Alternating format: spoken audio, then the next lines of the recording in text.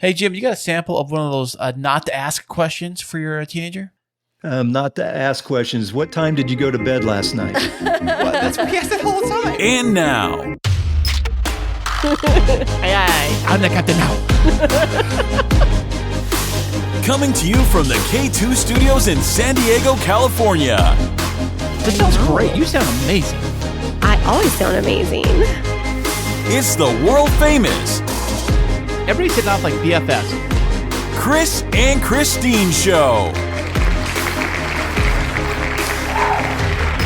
Hey, what's happening, everybody? How are you doing today? Thank you so much for listening, and I am Kris. And I'm Kristine, and welcome to episode 142 of the Kris and Kristine Show. Ah, fantastic. I got my two lovely ladies here in the studio with me right now. I got Kristine, and I got little Clover Bear. Clover, the podcasting puppy. She's like the podcast mascot, really. She is, and she's bumping my microphone right now and crawling around on my lap and digging around on the couch, so who knows what kind of background noises we're going to get today. What is she looking for now? Now she's like, oh, thank you, Clover. She's like shaking her collar. Now she's looking at these. She's looking at the Padres poster. She's like, yeah, what's up, guys? What's up? I hope there's not like a bug back there or like something behind the couch she's looking for. No, she's smelling around. She smells something. She's just trying to figure out what it is. It's the smelly boys in the house. Oh, gosh. Kids, let me tell you, kids can be messy. I don't know what it is about kids. They always seem to make messes. Like, they leave like little piles of destruction like everywhere they go. Well, I mean, that is very true for the two youngest. And most recently, they're just choosing not to shower, which is gross. City. Can I tell you a little secret to everybody right now is that when I was younger. First of all, I would have never dated you in high school because you were a smelly cat. Well, yeah. I rarely took showers, showering once a week. I kid you not. That's so nasty. And I played sports too. Oh, you're so gross. I guess I was a stinky kid. I don't know. You guess? Yeah, pretty much.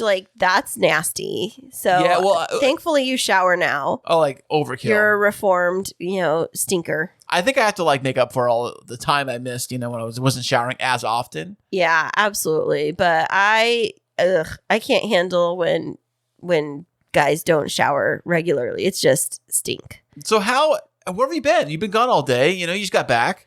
I literally just got back. I drove in and I was texting you hey, we need to podcast as soon as I get home. We're going to need to hop on because tomorrow starts the new routine of me having to go into the office on Mondays, and we have an early morning meeting. And so I've been on the road all weekend. I had a meeting yesterday with a client up in Fullerton, which is 120 miles away. And then today, the LA area kind of, right? Yeah, Orange County-ish area. And then today I had an engagement party for another client in Placentia, which is right by Anaheim, which, funny enough, it's the best friend of the bride that I met with yesterday. And that's how I actually got the referral.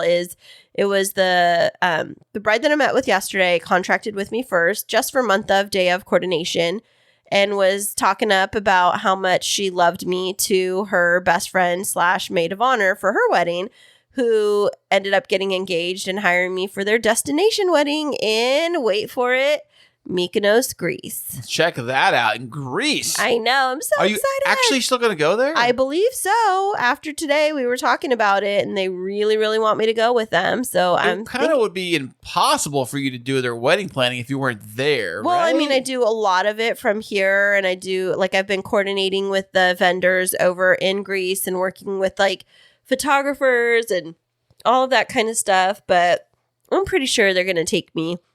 I'm pretty sure. Look at that. Do you need me to come too? Am I on the guest list? I mean, if you really want to, you could be my assistant, but assistant to the assistant. Yeah, it's what was it? Dwight Schrute, assistant to the regional manager, assistant to the assistant regional manager. That's what it was. Goes down the chain like that. Yeah. Well, that's fantastic. So today you took care of that. That was amazing. Yeah, it was really fun. So we had their engagement party. It was at a tasting room for a brewery, and had a taco lady come out for a taco caterer.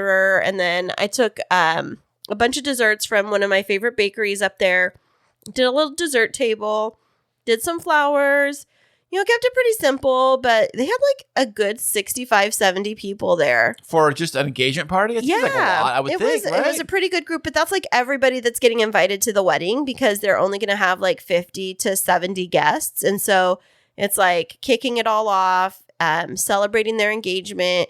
And then I made these really beautiful flyers that has like all of the information about the accommodations, their website, everything to let everybody know how to start planning, because basically for this wedding, not only am I planning their wedding, but I'm helping to basically outline the travel for all of these 50 plus guests. Like, so you are the travel agent for them too? Kind of. I mean, I had to negotiate the room rates and get a website set up with the hotel for their guests to directly register. And then I've been having to do research on like what's the most effective way to travel, because Mykonos is an island. It's one of the Greek isles. And so you can fly directly there, but most people fly into Athens and then take a ferry. Right. How far is it away from Athens? Like, can you see it from the mainland or? No, I've heard that it's like 2 to 3 hours on a ferry boat each way.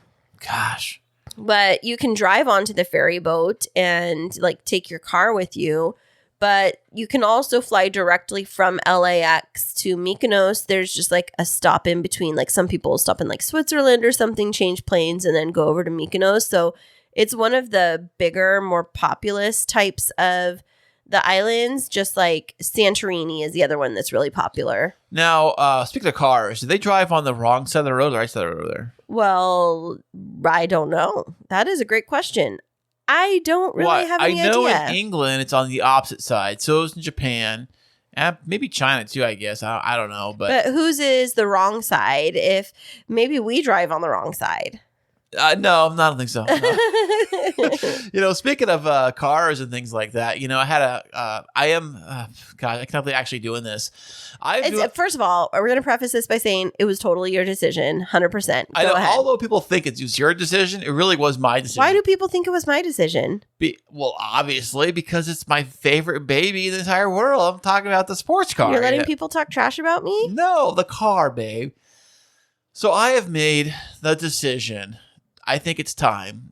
I think it is time now for me to officially put the Z up for sale. Now, what triggered this? Because it was like out of the blue. Well, I think what happened was I was driving it and I'm thinking like I got two cars. I got the Z and I got the new truck. The truck's fairly new still. And, we do use it to haul around for wedding stuff and haul kids around and, stuff like that. So I do use it quite a bit for that. Mm-hmm. And I'm driving the Z back and forth to work and I'm thinking like, you know what?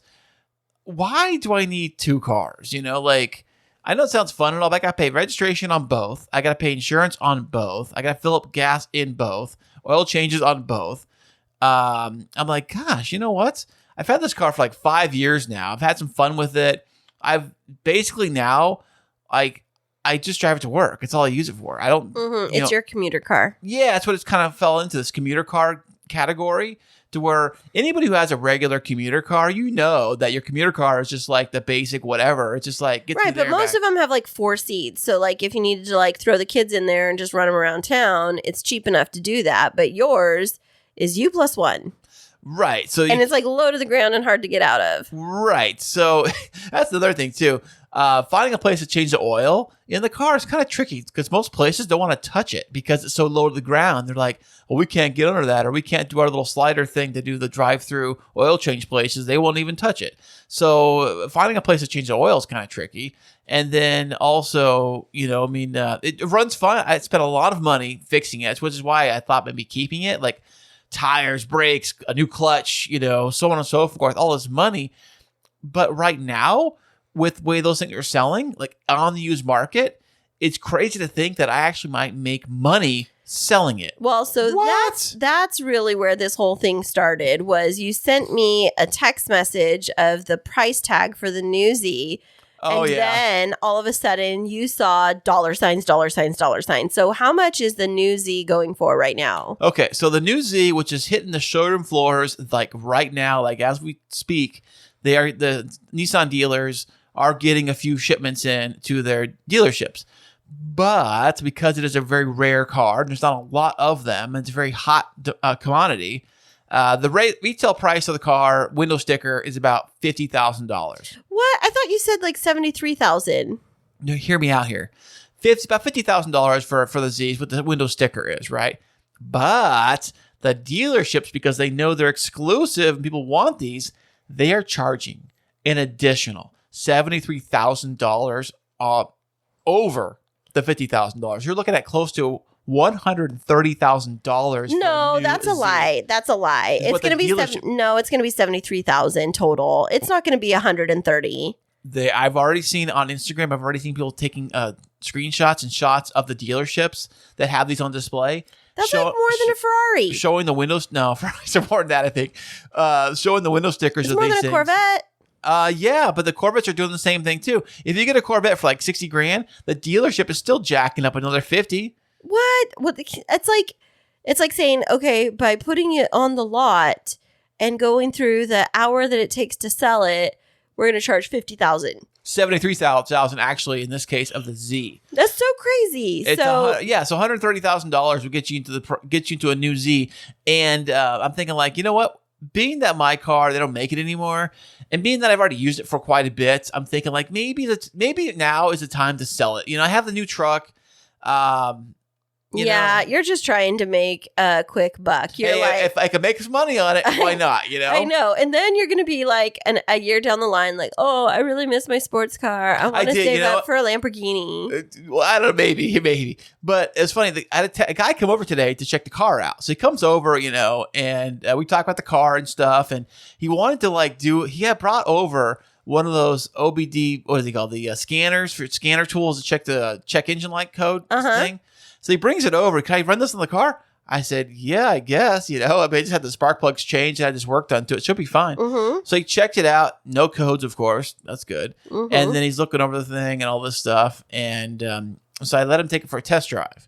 But I drove it out of the driveway. I drove it down to the street. I drove it away from the neighborhood and got out and let him get in. So I didn't want to have him try to back it out and hit my truck or something. Right. So I got it out there. And then he said he's driven sticks before, but he's like just learned how to drive a stick. Wow. So that got me a little nervous when he said that. I was like, okay. So getting it going in the car for him was a little amateurish. He was kind of like jerking the clutch a lot. Okay, do you think he was really going to buy the car? Or do you think he's just practicing how to drive stick?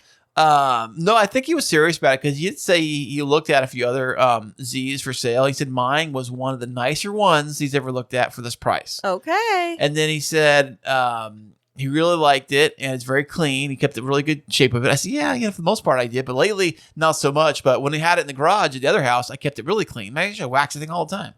So I know, but he was a little rough on it getting it going because it's a new car. He's not used to driving it and stuff. And it's kind of weird sitting in the passenger seat and have somebody else drive your car. Yeah. I told him I love this car.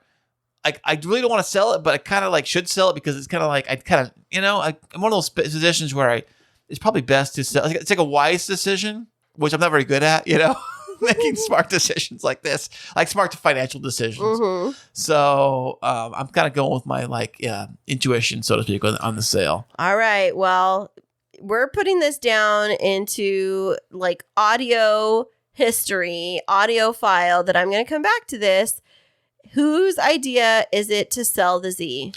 It was my idea, babe. Yes. It was my idea. Did I influence it at all? Oh, not at all. Not at all. And I even said to you, I'm not going to have anything to do with this. If you're going to put it up, you have to do the work for it. You have to list it because I don't want a couple years down the line for you to come back and be like, oh, why did I listen to you? I never should have sold it, and to resent me because this has been something that it was your dream to own a Z. Yeah, it was. It still is. I mean, I love the Z, Yeah, but I guess maybe you're in a different phase of life. I don't really know. I think so. And I was telling the guy that, he said, because people have always asked me, well, what are you going to replace it with? What kind of car are you going to get next? Like I'm thinking I'm replacing it for a new Z or Corvette or something. I'm thinking that if I were to get a new sports car today, another sports car today, which you're not. I'm saying if I did, it would have to be something like maybe a Mustang because it has a back seat for the kids. Yeah. That'd be it. And you know what's so funny is I actually had a dream last night that I bought my Camaro back because I had a dream that I was missing my Camaro. And so maybe it's nested in your like conversation around selling the Z is, I upgraded to an Explorer, which is a family vehicle, and I got rid of my sports car. And I miss that sometimes. Like, I miss the fun of like putting the top down and rolling around. But I do love having all of the storage in my Explorer and it being a bit sturdier and all of that. So you're gonna figure it out. I mean, cars are cars and they come and go, and you've had That's great true. memories. Yeah. I've had the thing for 5 years because most people, I mean, 5 years is probably like the length most people keep their cars usually, right? Right. And how many miles have you put on it? Not very many, like 20,000 total. That's crazy. It's you way underutilize it. I did. That's why I'm using it more for work now. I'm like taking it to work every day if I can. And I just bought new tires and everything else. So I spent all this money on the thing. So I know that another thing too is when he said that he wants to have his buddy come over like maybe tomorrow and check out the car because his buddy knows more about cars than he does and how to drive a stick and all this stuff. So I said, okay, fine, whatever. I'm off tomorrow. So if you want to do that, it's great. We'll do that. And he even said the price seemed fair. Seemed like a fair, reasonable price. I'm like, okay, cool. Well, I mean, he could be telling you anything and blowing smoke up your booty. That is so true. And never come back and just be like, oh, yeah, because he doesn't want to seem like he's dumb or something like that. Who knows? Maybe he just goes around driving everybody else's cars. He said he was very interested. So whatever that means. I mean, take it for a grain of salt. So, well, I wish you all the best of luck in selling the Z. Once you get your $1 million for selling it, what are you going to do? Well, I'm paying the house off for that for sure. Well, that was the thing too. It's like I'm thinking about like if we need any cash, I'm thinking we got this extra car just sitting in the driveway. I do use it for work, but it's just sitting there, and it's like money in the bank, but on wheels. It's just like sitting there. Well, it's money being thrown away because you have another vehicle sitting there, and we don't really need. Honestly, we could function on one if we really had to, one vehicle, because I only work in the office on Mondays now. So technically, if we needed to share one vehicle, we could. But, having just two cars is way more than like 90% of the world has. So many people just have one car or they take public transportation. And then to have three, plus this mega huge house that we live in now, you're like living large, dude. I know. What's going to happen though is I'm going to clean out the garage, make it all nice and pretty, park the car in there. It's like, oh, well, I guess I'll just keep it here from now on. No. It's just going to stay here. And the thing is too, is like I told the guy. My Explorer is going to go in the garage. It actually will. Your Explorer will be the garage vehicle. Is that I'm thinking like, man, like I told him, I love this car. I hate to sell it. I'm like almost on the fence of keeping it, but I'm like, well, if he gives me like, if he tries to haggle me, or if somebody tries to haggle me on the price, I'm gonna say, no, I'll just keep it because I have a price set in my mind what I want to sell it for. And if I can't hit that, I'm just be like, yeah. I know you started with like way too expensive, and I'm like, you need to drop that down $1,000. We're looking at Kelley Blue Book price, and then you're listing it like $6,000 over Kelley Blue Book. Dumbest thing I've ever heard. Well, yeah, think about it. It's not a regular car. It's not like a Honda Civic or a Accord or something like that. It's Kelley Blue Book takes all of that into account. I don't think they taken it into account. All right. Rare sports cars. All right. Rare sports cars, whatever. Trying to put it on the same plane as like a McLaren or something like that. It's almost as good. Sure. It's almost as good as S&C, I know. Well, has anything else been happening this week for you that's been interesting? Well, it's funny. I did have an episode of Podtastic Audio I just put out yesterday. Oh, awesome. And I mentioned all about QR codes, and I was talking about that. I was like, I'm surprised I haven't mentioned QR codes before. And what is a QR code? Everybody knows what a QR code is these days, right? Right. So I was thinking, like, if you ever get business cards made, I want to put those on the business cards or on a window sticker or something to help promote the podcast. Did you know that when you create a QR code, you can insert an image, like a photo in the center of it, and then build your QR code around it? So we could have like a picture of the two of us or like our Bitmojis in the middle. I've already done that, what? babe. I know. What's up ahead of you, babe? I already got that done and saved. That's amazing. So I have a couple apps that do that. But what's funny about the QR codes, and I was talking about this on the podcast, about putting them on the business cards, the guy handed me his business card, and on the back of it had a QR code. Wow. I was like, speak of the devil, there you go. Check that out. Well, so you were recording Podtastic Audio, and I was working yesterday. What was happening with the kids? They're doing kid stuff, Oh, my goodness. They were playing, these kids. So I don't know how they found old replays of the MTV show Jackass. I don't know if it's on TV anymore, but These I kids don't know. are trying to like replay. No, they had that movie recently that came out in the theater. Remember? Was it? It was like last year. Okay, but they are trying to make their own jackass with their phone. Oh, watch the your house. language. Yes, that's what they're doing. They're doing their own donkey. Yes, they're trying to act like in the show. I said, you guys are nuts. And when I caught them today, I can't believe I caught them today.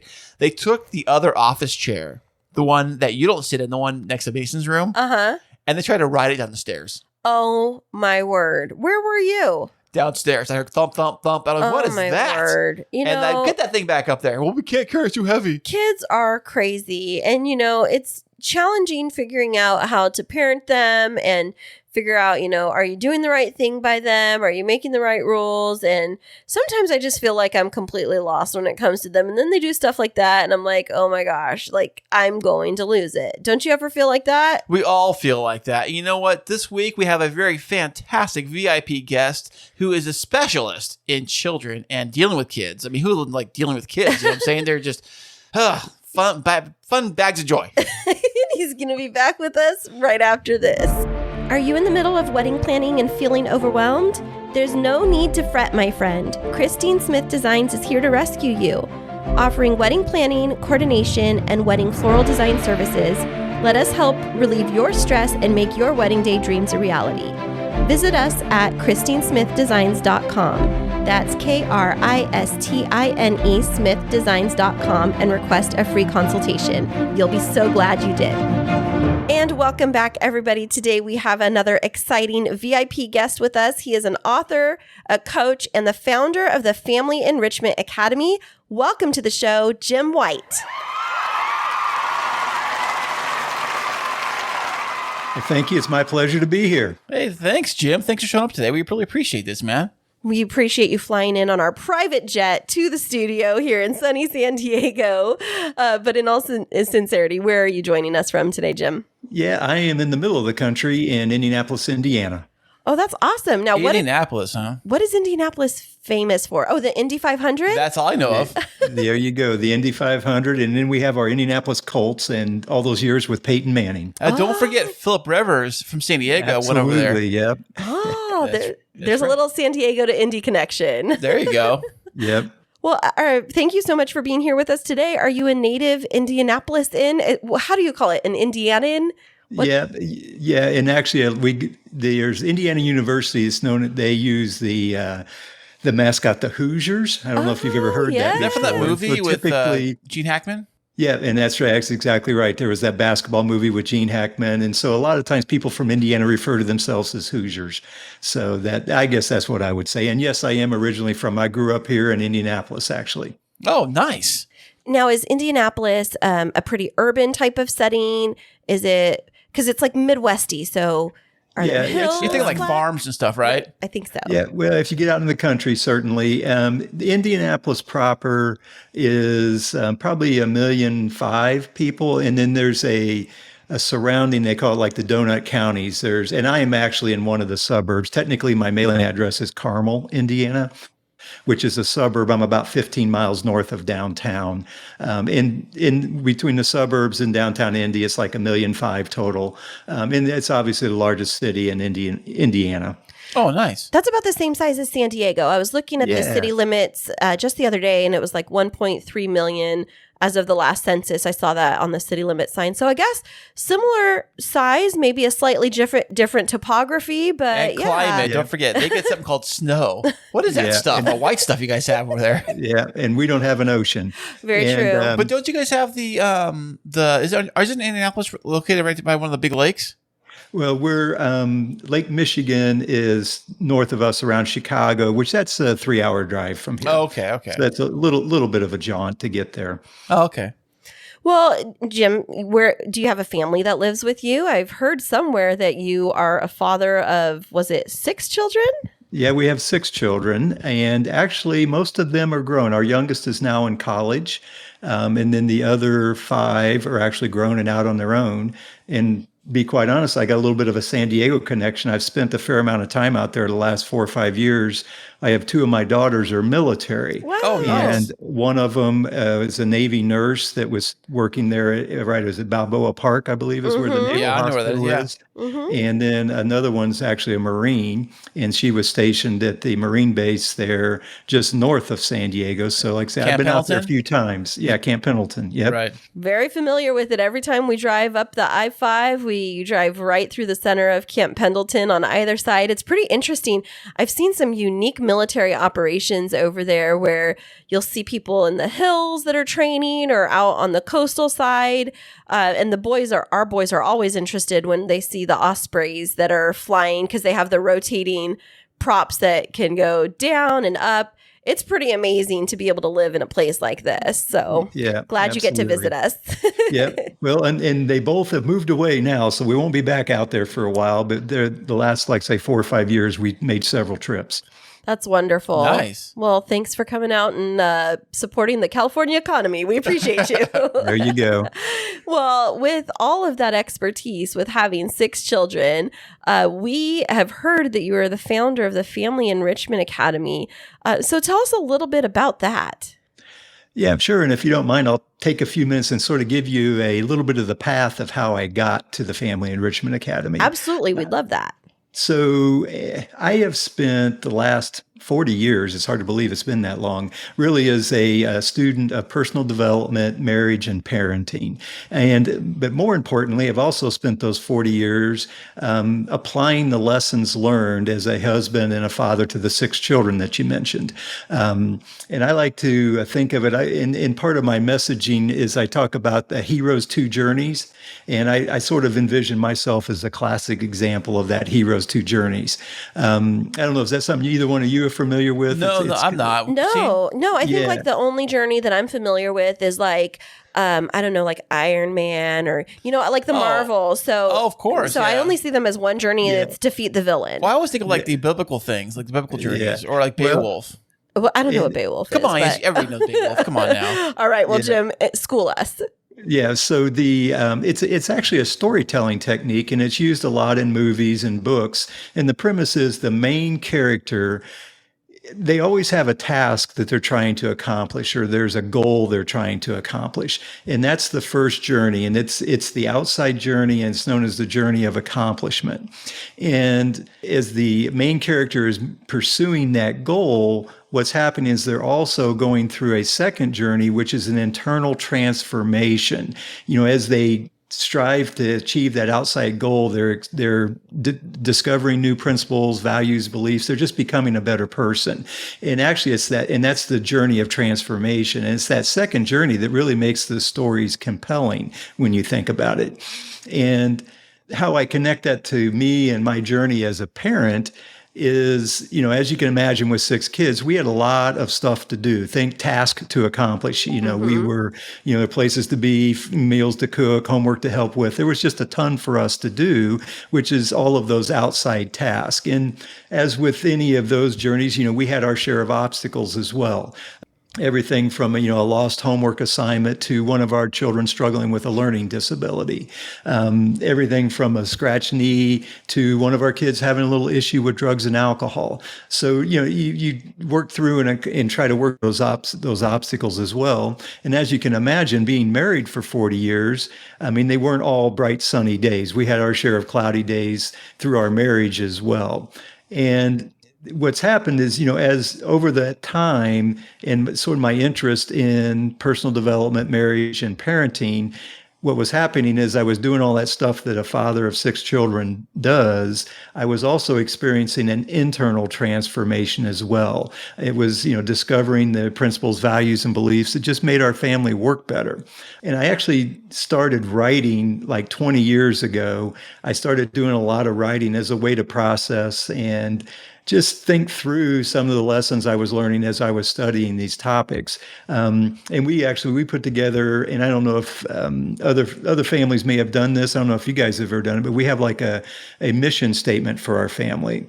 We were working on one, putting one together. Yeah. Remember that, Kristine? We were Yeah. talking about it, like the rules of the Yeah. house. We were. And then I don't know, our boys just got a little bit wild and we just didn't quite finish it. Didn't quite finish it. Well, and that's something I work a lot with families on. And the premise is to create an ideal. What is it that you're shooting for? And, with ours, we talk about being respectful and supporting each other and empowering each other. And we talk about, enjoying the good times, but also overcoming any obstacles that come our way. And kind of the final point is that our home is full of peace, joy, warmth, and love. And the premise is that's the ideal. And now we don't always look like that, but with what we've sort of grown to is we look like that more often than not.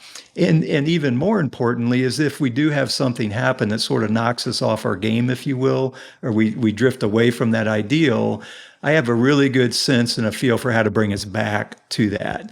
And so what's happened is, and I mentioned our youngest child is now off in college.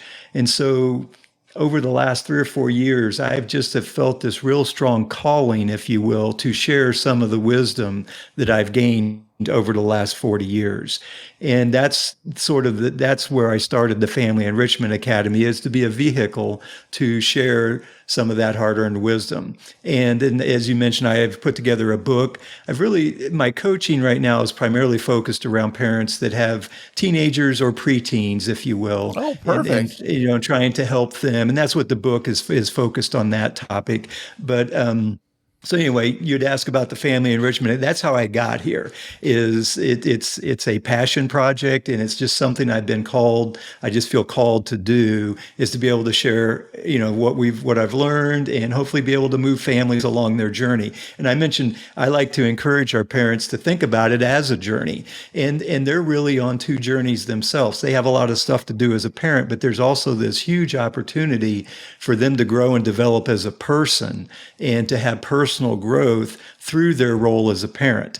And that's why I like to reference back to that Heroes 2 Journeys with our parents as well. Yeah, parents really are heroes, in my opinion.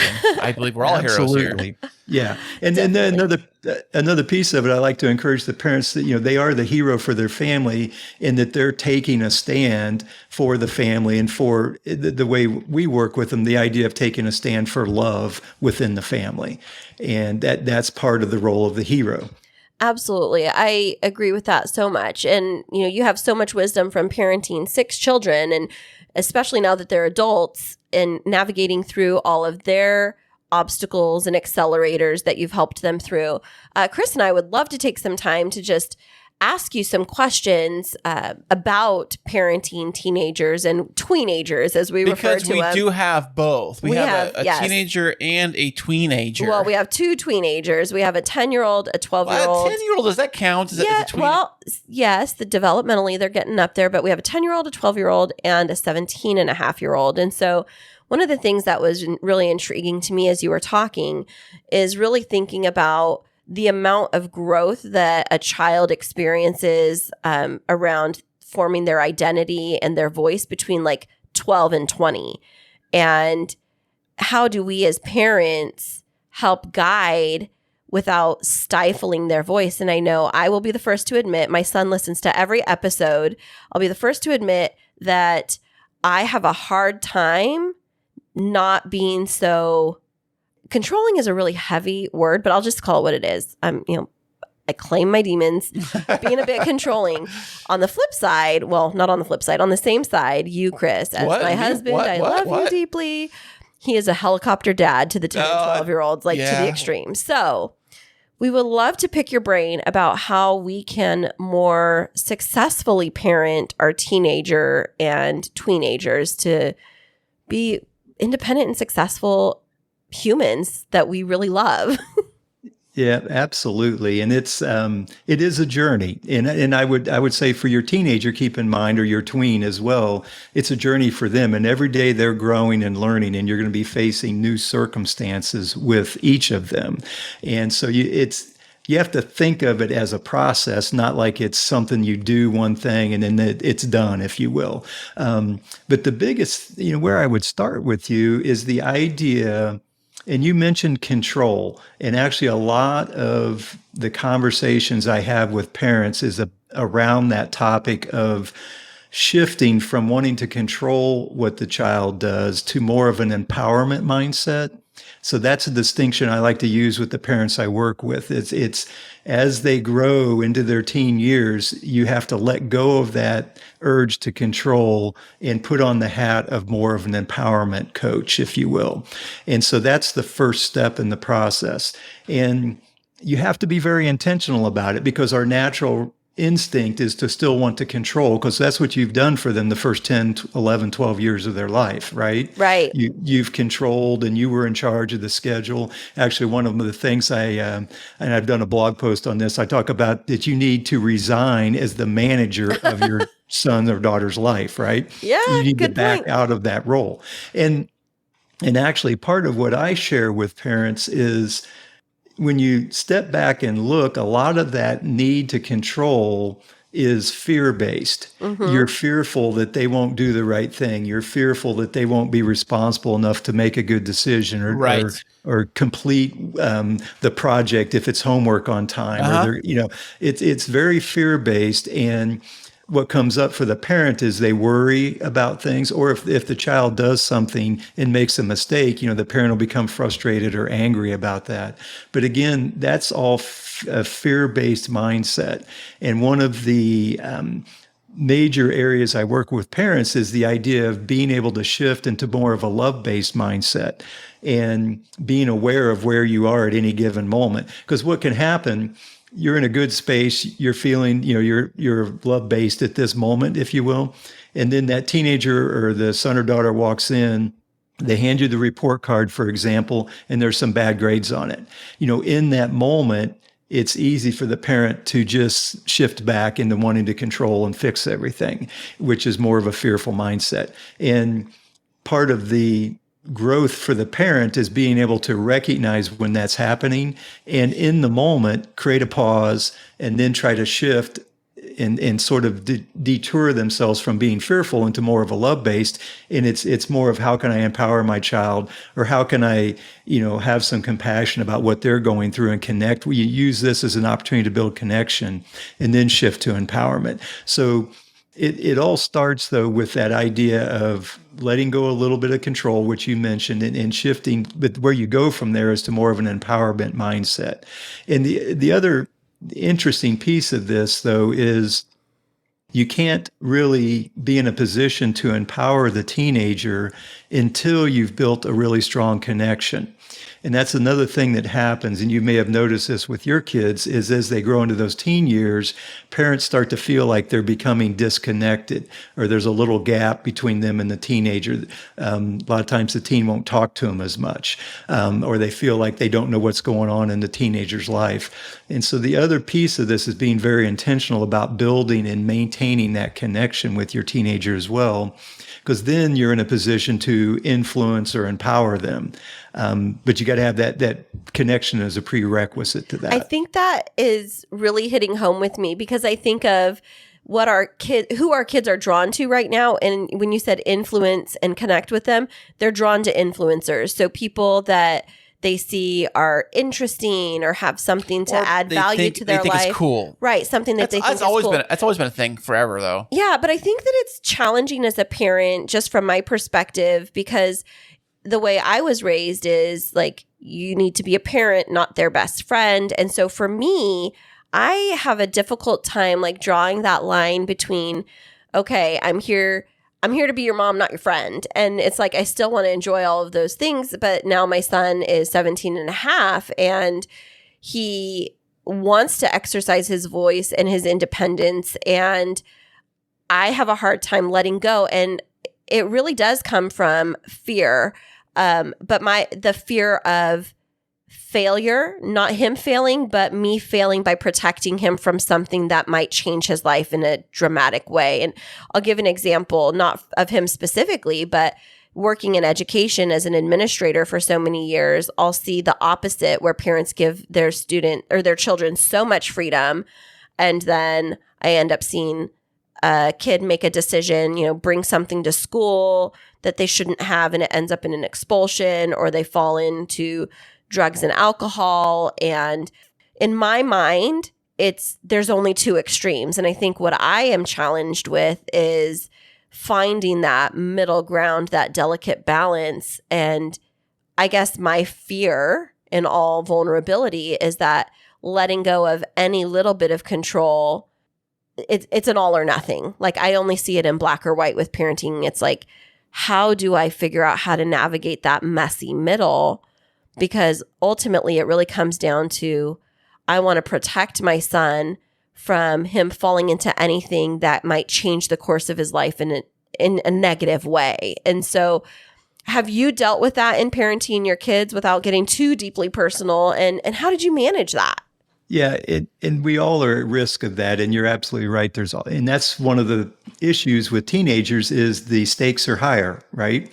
I mean, they can get into more trouble if they're out driving a car and they have a crash. I mean, they can do not only hurt or harm themselves, but they can hurt and harm other people. Or as you said, they can do something that gets them expelled from school. So here's where I would back up, and that's part of my message is the sooner you can switch to more of an empowerment mode. What I mean by that is when they're 10, 11, 12, in those preteen years, what you do is you start turning over responsibility, but it's not for everything, but you start training them, if you will, and you start to introduce the idea that if they aren't responsible, there's a consequence that they have to deal with. And again, the parent's role is not to protect the child from the consequence or to help, to solve it, but you're there to support and empower them so that they can work their way through the consequence. Let me just give you an example. So let's say you got a 12, 13-year-old child,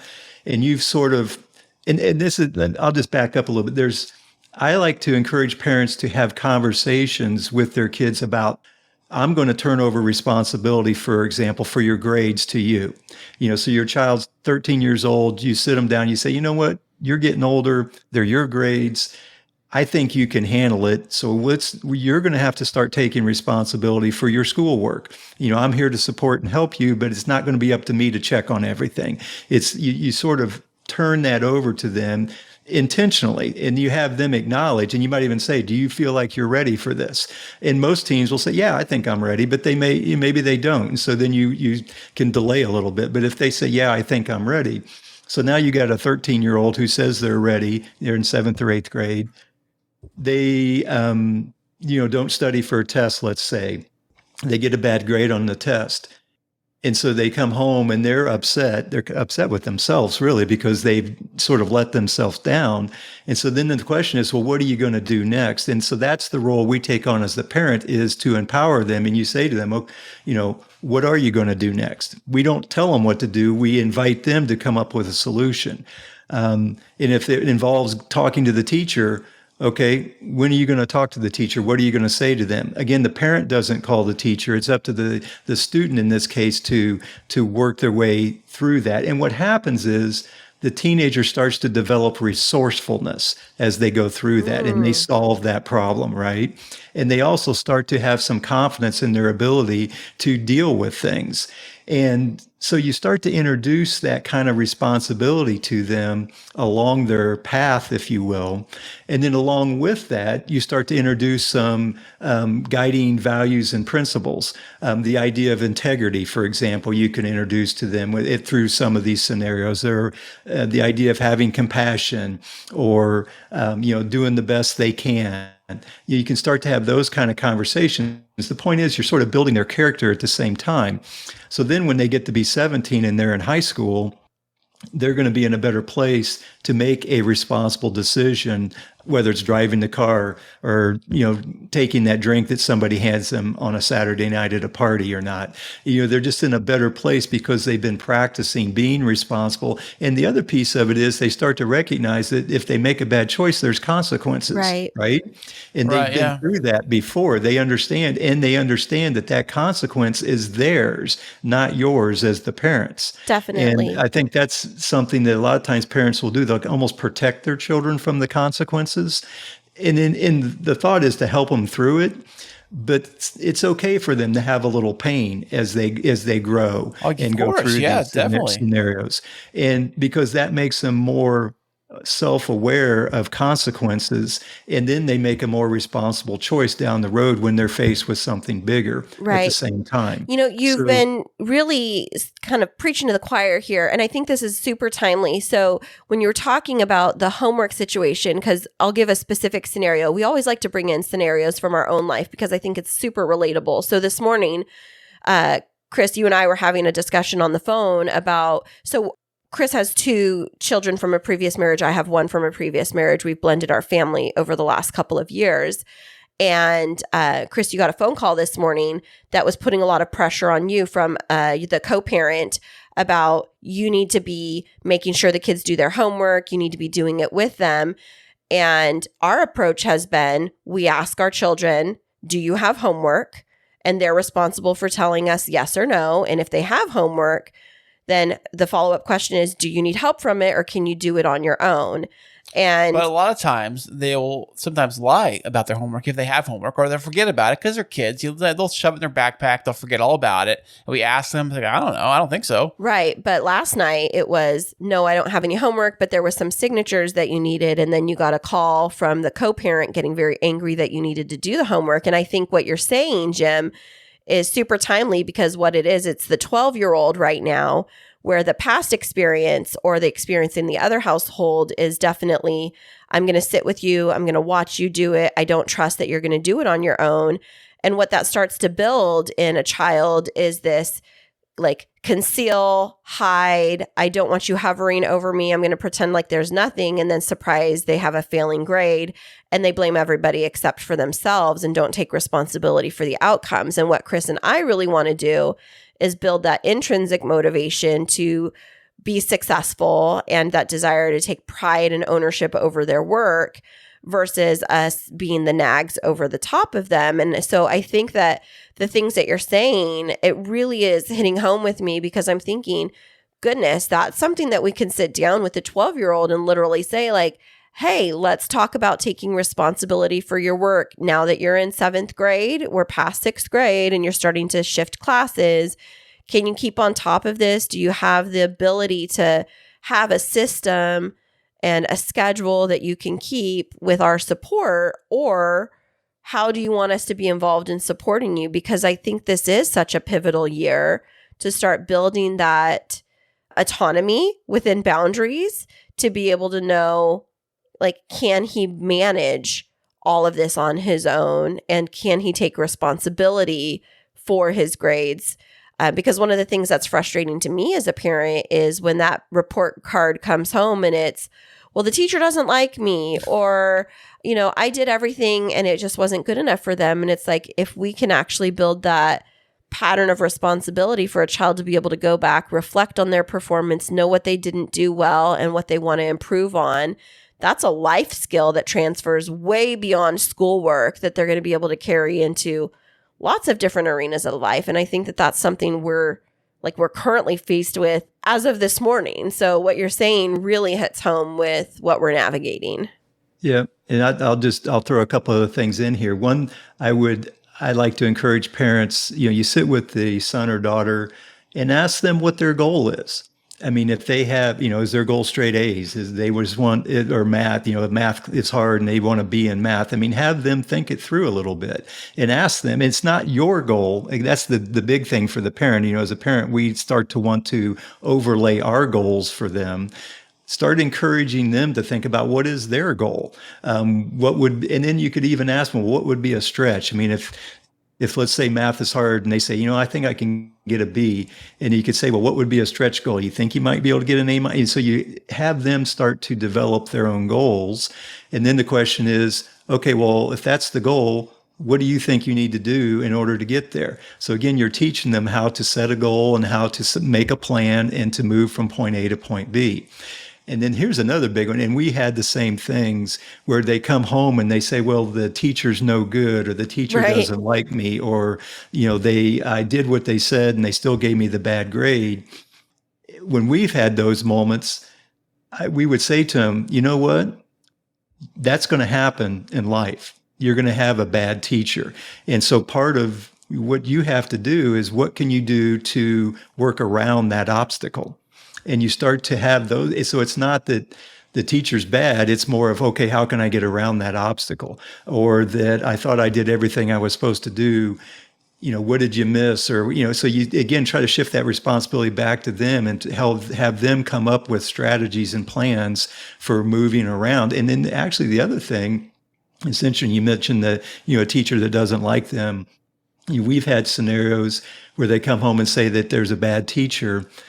And I mentioned about also introducing some character traits into this, some values and beliefs.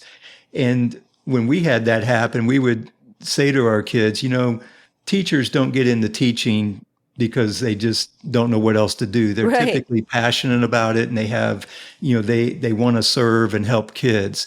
And if you have a teacher that's struggling and maybe they seem uninspired, let's have a little compassion for that person. Maybe they're going through something at home that we're not aware of, that's sort of, taken away that inspiration that they used to have, or, maybe they're having health. We don't know what's going on for that person. So think in terms of, but people are, the value or the belief that we like to share is that people are fundamentally good. And if they're struggling, then maybe we should have some compassion for them at that moment.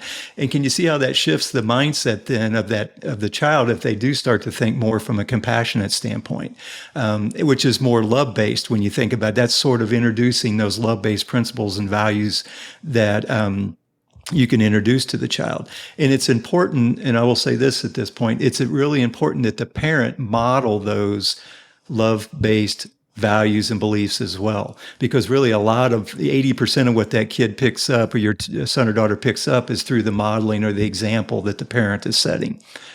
So that's another piece where you can take these kind of scenarios and work in some of that character development as well. Definitely. I really appreciate that perspective. So what are some of the common things you hear from parents on the regular? Is it all about school, or is it other things too? No, there's the whole spectrum, if you will, issues with friends, your son comes home with a girlfriend and mom and dad don't appreciate the girlfriend. That's a common one as well. It probably gets a little older. I would think more teenager years. 10-year-old, not so much. Yeah. There's, concerns with just, drug, the older teenagers, drugs and alcohol and the influence there. There's concerns with social media. So you can imagine, and like anger management, sometimes as teenagers move through those years, there's periods where it just feels like there's some anger that starts to come up with them. So it's all those different issues. And I would point to a lot of that, especially like the anger, for example, is, it's a signal and a sign that the teenager is feeling disconnected, feeling a little isolated, maybe feeling a little overwhelmed, and it just has to come out somehow. That energy, there's a negative energy there that just has to get out. Kind of like a baby crying kind of thing? Exactly. It's a little bit that way. And it's interesting, and keep in mind, a teenager is growing and developing. They won't always be able to verbalize what's going on. They just know that there's this energy and they're angry, but they may not be able to identify exactly what it is. And actually, part of one of the things I like to coach parents on in those scenarios is your first priority in that scenario is to build connection and provide a safe place for all that negative energy to dissipate. It needs to get out and to dissipate. And I always like to remind parents that if there's a lot of negative emotion, that's not the time to coach or try to influence, because you just can't do it when there's all that negative emotion there. If, for example, there's a disagreement between the parent and the child and there's a lot of negative energy, that's not the time to try to fix and solve the problem, because you got to get through the energy first. And you do that by building connection and allowing that negative energy, again, a safe place for it to dissipate. But then also the parent may have some negative energy too. That can happen for us as well, right? And so we have to make sure we manage our emotion. And you're probably familiar with the idea of emotional intelligence. Mm-hmm. That's part of what that's about, is how do we then get ourselves back into a calm, and I call it a love-based state. Once you're there, then you can start talking about solutions. But until you're there, it's up to the parent to be the guide there and say, okay, wait a minute, we just need to let this dissipate and provide that safe environment for the teenager to let that happen. Absolutely. One of the things that I have been struggling with, so our oldest, my son, he's just started his senior year yesterday. So it's like I saw the first day of school photo and I was like, oh my gosh, he is a man. Like, he is not a child. He is a man, and he's still your little baby, though. Right. Well, that's what I was going to say is, still there's this big part of me that wants to be the person that he still confides in and runs to. I mean, I so fondly remember those moments when he would seek me out if he was hurt, if he needed anything, and he would want to show me everything. Like, when they're little, the kids want to show you the rocks that they pick up. Everything is special, and they want to show you everything, and it's this magical time to be part of their world. And as kids grow up, I know that there can be a tendency for children to, confide in their friends or confide in their siblings. And I'm thankful that my son and I have a really good relationship to where he calls and wants to tell me all of the good and the bad things. And I appreciate that. But, I haven't yet established that with my bonus boys, my younger two. And so as they do when they come over here, they'll tell you stuff. Right. But, I just want to have that closer relationship with them where they confide in me. And so I guess my question for you, Jim, in your experience with being an expert in this area, as we're looking at having two more teenagers, soon to be teenagers, how do we keep our kids talking to us? Because we want them to come to us and to know that we're not, well, I'm speaking for myself. I want them to come to me and know that I'm not going to react in anger if something happened that maybe I would be disappointed in. So how can I build that relationship to get them to open up and keep talking to me through their teenage years so that they don't feel like they have nowhere to go? Yep.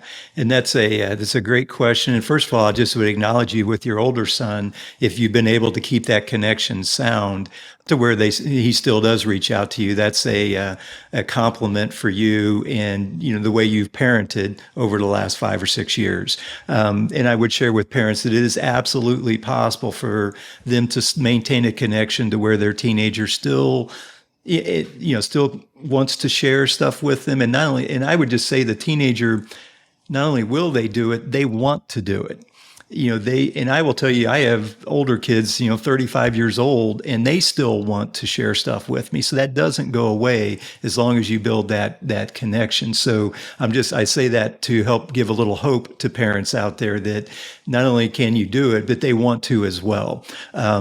So in the whole key back to your younger ones, it's all about building connection and being very intentional about how do you build connection. And actually in my book, I share 9 different strategies for building connection. And the thing with teenagers is you have to be more, intentional is the word I like to use about it. When they're young, you're with them all the time, and that connection is just sort of naturally is there. But as they grow into their teen years, they do start to feel a little bit more independent, which means you have to do a little bit of reaching out, if you will, and create some of that connection. And so, some of the strategies, I'll just throw out a few practical examples. One of the ones I have in the book is the idea of being playful. And the question is, how can you be playful with your teen or preteen as they move through those years? And the answer is different with different kids because they have different interests and they just have different personalities. In our family, I mentioned our youngest daughter is now actually college age. She loves to sing and loves show tunes, and my wife kind of loves show tunes too. And one of the ways they're very playful is they'll get at home sometime and they'll flip on Pandora and flip on the soundtrack from Hamilton or something like that, and they just start singing together, right? They're not talking, and really no words need to be exchanged. They're just being together, enjoying something that they both enjoy, and being playful. When I say playful, they'll act out stuff, and they sort of make faces at each other. And so that's an example of how you can, be a little playful with your child. If it's a teenage son and they like basketball, going out and playing, playing some one-on-one basketball is a way to do that. Right, I do that too sometimes when I ask the kids lately, they don't want to play lately. They want to be on their phones more than anything else. But there's some times when I play basketball with them out in the front yard here. Yeah. And so there's, that's just one example of how you can build connection. One of them, and this is interesting, I mentioned the idea of compassion, and one of the ones I throw out in my book is the idea of being compassionate.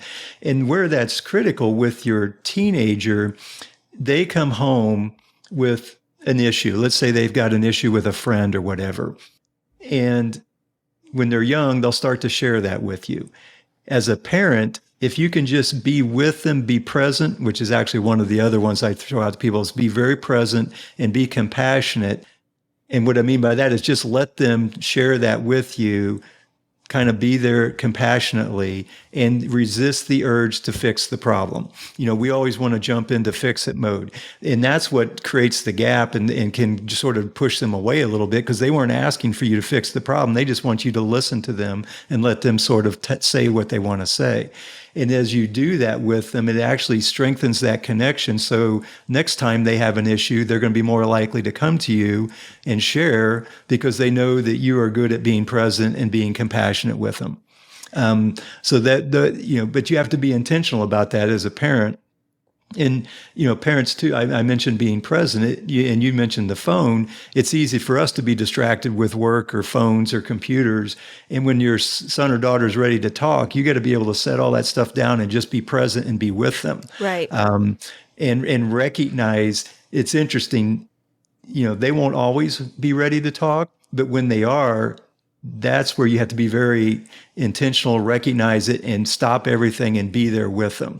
And if you start doing that more regularly and you recognize it, they'll come to you more, and it builds connection. They feel the idea of being heard. Everybody wants to feel like they're heard and acknowledged. And if your teen comes home and they're ready to talk, and you're busy on the phone or doing something else and you don't stop and acknowledge, they don't feel like they're being heard. It creates a disconnect and they'll be less likely to come to you the next time. Definitely. Whereas if you do stop, acknowledge, listen, compassionately, forgive, that creates connection. Now, go ahead. Raising teenagers, it's so complex and simple. It's like simplex. It's like simplexity. So it's like simple and complex. And one of the things that I'm navigating, so maybe this is different for you and your wife because you were married and I assume then had children, but Kris and I came into this relationship with children, is our kids understanding that we're separate entities from just being parents. Like, we're humans and we have a life and passions and interests, and we're also a married couple.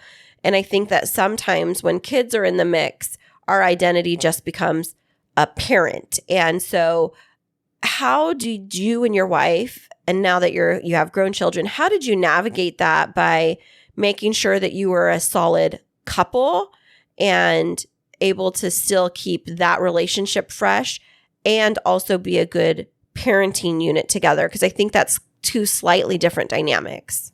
Well, and actually even with your preteens and your teens, one of my other strategies for building connection is the idea of being vulnerable. And I think it's okay to be vulnerable with your teenager and to share with them, hey, our relationship is important to us. We want to make sure it's solid.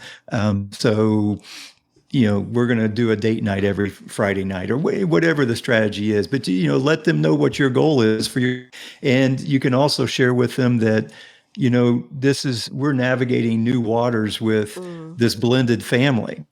And tell the child, sometimes I'm not going to know what's the right thing to do and I'm going to make a mistake. But my goal is to learn from that and do better the next time. You sort of, and really what you're doing with that, which is really powerful as well, is you're demonstrating to the child that you have a growth mindset and that you realize that there's always going to be opportunities to grow and learn. And again, that's just adopting that growth mindset. If your teen starts to take that on for themselves, that's going to serve them for the rest of their life, right? If they start to believe that, oh, there's always new things to learn and I can learn them, that's what creates hope and allows them to move forward. And part of that comes from the parent modeling that to them. And so whether it's your relationship as, new husband and wife or the blended family, I think it's okay to acknowledge that, this is where, and this is, we talk a little bit at the very beginning about a vision statement or some kind of a, this is what we're trying to accomplish, and then acknowledge that there's a gap. You aren't always there. And part of our role is to try to see how we can bridge that gap and go from where we are to where we want to be. And that entails us growing and learning and trying new things. Yeah, So, absolutely. And one of the things that you were bringing up when you were talking about being vulnerable, I think that goes back to parents and that fear mentality, or operating from a place of fear, as you were mentioning earlier, is like, in the back of my head, it's like, don't show any signs of weakness. They'll know your cracks and then they're going to exploit them. And I think, like, if I was to tell a child or tell one of our children, like, what my needs are, or, how I'm feeling, I have this fear, even though I know our kids love me, is like, how are they going to use it against me if I say, our relationship is important, like, we want to preserve it. And then I don't know how in my mind, I make up these stories like it's going to be seen as a point of weakness and you can't show that you're weak. It's like that. Isn't that they tell you when you go to a teacher's academy? They tell you, don't show weakness. Don't crack. The kids, it's like when you're going to kindergarten. I think it was like Kindergarten Cop is like, don't show any signs of weakness. They'll sniff it out from you. They can, like a dog, they can sense fear. And I think that sometimes I worry about that with kids. Not that our children have ever shown that, like that they're going to use a perceived weakness or vulnerability against me. But I think there's this, I don't know, maybe a misnomer against so many parents is like, I have to have all of the answers. I have to be in charge. And maybe, is that just me, Jim? Or is that an all parents thing? Because if it's just me, like, tell me. No, it's very common. It's back to that control, and it is fear-based. I mean, we start to be fearful that, first of all, and part of it is feeling like maybe as a parent, I'm not good enough. We go through that, and we can have that swim through your life in a lot of different ways. But it is fear-based when you start to have those thoughts. And part of the message to everybody is, I'll just throw this out. Whenever you come from a fearful mindset, it's always going to be destructive and damage relationships or connection. And that is actually the source of all of your pain and suffering in your life. And if you can shift to a love-based mindset, love always heals and builds connection, and it heals those relationships. And that's the source of joy and purpose. And I like to share with everyone that, we have these two competing mindsets that reside within us at all times. And one moment we can be fearful, the next moment we can be love-based, or vice versa. And part of our growth as a person is learning to be intentional in choosing how we want to operate. And I always encourage people, the solution is to be more love-based. And so if you're 50-50, let's say half the time you engage from a fearful mindset and half from a love-based mindset, the question is, okay, tomorrow, can I be 60-40? Can I be more love-centered or love-based? And the more we can shift down that continuum, the relationships get better, the connections get better, and we experience more peace, joy, and happiness within our life. And that's part of the lesson we can share with our teenagers and teach them, because then fundamentally, if you ask any parent, what do you really want for your child when they grow into their adulthood? They want them to have joy and happiness in their life. That's what it all boils down to. Absolutely. And so part of it is, how can we teach them that and help them build the character, that allows them to have that as they grow into their adult years. Absolutely. Now, did you outline some of this in your book? Because I do see that you published a book that I think would be really helpful for our listeners. Can you tell us a little bit about that and where our listeners can find it? Yeah, it's the book is How to Be the Parent Your Teenager Needs You to Be, is the title of it, and it's available on Amazon. And really, it's the three fundamentals that I talk about in the book, and it's really is the core of when I coach with people. The first one was what we were just talking about, is the idea of how does the parent first manage themselves and have some personal growth about being intentional as a parent and being intentional about being more love-based. And it's about managing that mindset. The second fundamental, which builds on that, is how do you build connection with your teenager or your preteen? And that's where I mentioned I have those 9 different strategies for building connection. And then the third fundamental is once you have that connection, goes back to empowerment. How do I empower my teen? Take on that role as opposed to trying to control what's going on. And so those are really the 3 fundamentals that I talk about within the book. And that's 90% of what I work with parents is around those 3 core fundamentals.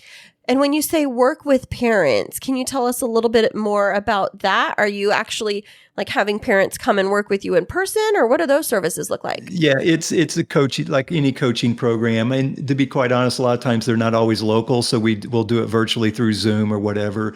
And I'll have like a 6 session package or a 12 session package that people can engage with. And we just work through whatever it is that's going on within their family. We kind of work through, and actually it's a lot of it, again, is based around those core fundamentals and help them to get from where they are to where they want to be. And again, with the end goal of bringing some more peace, joy, warmth, and love to their home in that relationship with the teenager. So that's a coaching role that I engage with folks with. Hey, Jim, do you see a lot of parents come to you and one of their biggest issues would be the social media? I think social media, back in my day, I think it was like drugs or alcohol or kind of things we're really talking about a lot now. Now it seems to be more like with social media and followers and likes and unfollowed and things like that. What do you do to a parent, or what do you tell a parent to do when they have a child that's really struggling with social media stuff? Yeah, and that is a big topic. It's where I try to, I coach people again towards more of an empowerment mindset. The premise is you can't control everything that's going to go on, especially as they grow into their teen years. And so part of what our role as a parent is to help that child develop so that they can make responsible choices. And so you're hear the idea of maybe developing like a social media plan, for example. This is how we deal with social media within our family. And my suggestion and what I encourage parents to do is to co-create that plan with the teen so that it becomes a family plan and not just something the parent tries to dictate to the child. And it's the same things with drugs and alcohol. How can you educate them on the issues? And it's not like you just do it once and it's done, because again, it's an ever-changing, evolving landscape of social media out there, for example. And you look for opportunities to bring it up. Let's say your teen comes home and they tell you that one of their best friends is kind of upset because somebody said something bad about them on social media. If you think about it, that creates an opportunity to have a discussion. And it's not like just saying, it's a chance to ask the team, well, how do you feel about that? What do you think is appropriate to say on social media? And you engage in a little conversation that has them look deeper into it with the end of the premise of what's responsible. And, again, and you sort of set that out there, within our goal of trying to learn to be responsible. So I like to encourage parents to do it. It's the premise is to empower the child to be more responsible and be a part of managing their life, and have social media be something that is a good part of their life and not something that turns into a bad, something that's destructive. Right. Just like drugs and alcohol can do the same thing, right? Yeah. It doesn't have to be destructive, but it can certainly get to that point. And, having open and honest conversations about that and helping and empowering them to take some ownership in their decisions and being responsible. Absolutely. And so building off of that, Jim, we know that you have your book and you have your coaching, but do you have a one-stop shop where our listeners can pop by and learn more about you and your services and how they might be able to tap into your expertise? Yeah, absolutely. So the familyenrichmentacademy.com is the website. And actually, I have a little resource I like to give away to folks as a little enticement to connect with me.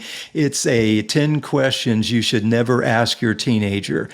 Think of these as like conversation killers. We talk a lot about building connection. Well, the idea is these are questions that tend to patients. Then I also have 10 great questions. These are the ones that tend to open up and be conversation starters. Hey, Jim, you got and a sample? That's available as a free resource at the website.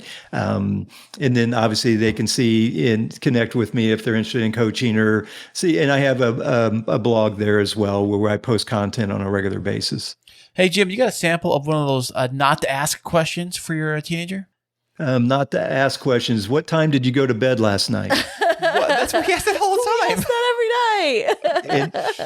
And you see how the teen can feel that as like an attack on them? And the underlying context is you can't make a good choice about when to go to bed, and you can't manage yourself, and I'm attacking you, and that tends to shut them down. Well, does that also go with like telling them when to go to bed? Because we tell the boys like it's time for you guys to get ready for bed, and then the 12-year-old always says to us, no matter how late we tell him he needs to go to bed, what? It's barely fill in the blank. And he's like, I could stay up way later than that. And I'm like, but you have school in the morning. Then it becomes an argument. Right. And it's going to be an ongoing battle. And that's, again, where you start talking about, what is the idea of introducing concepts around health and wellness. And sleep is a big issue for teenagers. And I know parents sometimes struggle with that. And teenagers do become sleep deprived because they do stay up and their sleep cycles are different. But that's an opportunity to introduce the idea of, okay, I want you to be healthy into your, when you become an adult. So let's start talking about health and wellness. Do you move around enough? Do you need to go outside and exercise a little bit? What are you eating? How are you sleeping? And so you approach it by teaching how to be responsible from a health and wellness standpoint. Not, okay, you got to be, it's not just tonight's fight, then it becomes more of a bigger conversation. And it takes time. Your child, and I'll just share with you, you may go 6 months and they just won't get it, won't respond. But then one day that trigger may flip a little bit, and all of a sudden they start to be more responsible with regards to their sleep. But you have to work, and that's why I say it's a journey. I mean, you got to continue to work that way, and you have to be. What I encourage parents to do is through that 6-month period where it's a struggle, you got to try to stay love-based. You got to try to stay compassionate and forgiving and just be there with them. And because the child is growing and they are learning, and your role is to be there, be that safe place, be love-based, and empower them to take responsibility for their health in this example. Absolutely. And so on that note, Jim, we want to say thank you so much for being here with us today. Listeners, we're going to leave all of that helpful information from Jim in the show notes from today. So definitely reach out to him, check out his book, go and see what services he has that might benefit you in helping your teen to become a healthy, happy, independent, and resilient individual. Jim, thank you so much for joining us today. Absolutely. My pleasure. If you love music and podcasting, now you can have both. Introducing the brand new K2 radio station, available 24/7 on the Live 365 app for free. Specializing in rock and alternative music, we're talking bands like Coldplay, Nirvana, Muse, Imagine Dragons, and yes, even the Rolling Stones. They have all stopped by to drop off songs, and we even have brand new popular tracks added every single day. Also on the free K2 radio station, we are including podcasting. Get the best of both worlds. Download the free Live 365 app or listen online at live365.com and type in K2 Radio. Jim was great coming on the show today. Tell us all kinds of fantastic things about parenting and how to work with kids. Yeah, absolutely. I thought that it was really insightful, especially the conversation about how to talk with the kids about like setting their goals so that they're taking more ownership over their grades and more responsibility. I feel like I could definitely improve in that area of supporting our kids in that way. And because I definitely don't want to feel like I'm nagging them, and I want them to take responsibility for their work. And, Ezekiel does a really good job of staying on top of his homework. He's really worked hard to get to where he is today. And I would really love our other two boys to be able to build that drive to be able to do well at school and not feel like they're just doing well to be able to, earn cash for grades or something like that. And it's so foreign to me. I was so motivated as a kid. I always was super motivated to get my schoolwork done. I always wanted to do it well. I took a lot of pride in it. And it's just so different for me to see kids that think in a different way. Like, it just doesn't register for me. Really? I'm probably thinking more in the way kids think today. It was probably how I used to think back in the day, where it was like, I got better things to do than schoolwork or whatever. Or what I would do is I would procrastinate a lot. I still do. But yeah, you still do. But I would procrastinate a lot. Like, if I had an exam due on Friday, like, I would do it Thursday night. Like the prep for it, the studying? Or whatever it was. Yeah, totally. That's crazy. Like, I would, or whatever it was, I would maybe think about the first day you get the exam, you're fresh. You're okay, what am I going to do? How am I going to do it? Let's figure this out. And then by day 2, 3, 4, 5, 6, or whatever it is, man, it's like, oh yeah, I forgot all about that. I should work on that. I start doing that, So schoolwork for me was always hard. It took me a while to figure it out, and I never. Not saying I didn't want to do it. I mean, who doesn't want to do schoolwork? No one does. But I think it was for me. I do. Okay, exception here. Yeah. Do you think that that's why it's harder for you to keep on track, keep on top of the kids and make them do their work, is because you still don't see the point in them doing it? No, it's because I never did it myself. So I think, no, I do care. I just, I think that like, I'm horrible at that stuff. Oh, wow. I mean, you study and you learn how to do podcasting and you learn how to do all kinds of stuff like this.